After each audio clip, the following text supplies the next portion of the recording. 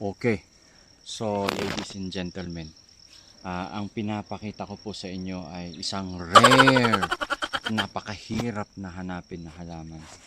At actually ito ay matatagpuan lang natin sa mga bulubunduking lugar sa tabi ng kalsada. Ayan, so ang benta po namin sa mga ito ay pag kinuha namin ang mga ito, kasi ang hirap hanapin ng mga ito, katulad niya, kita niyo yan. Ang tawag po natin dito, ang scientific name niya ay Dikitos pukpukos.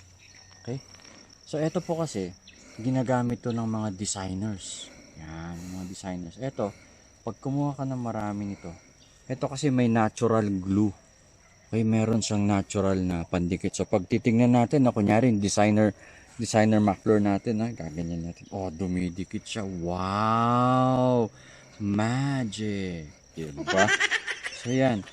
Ang problema lang actually natin dito is ayan na. Pag nako, ang hirap tanggalin kasi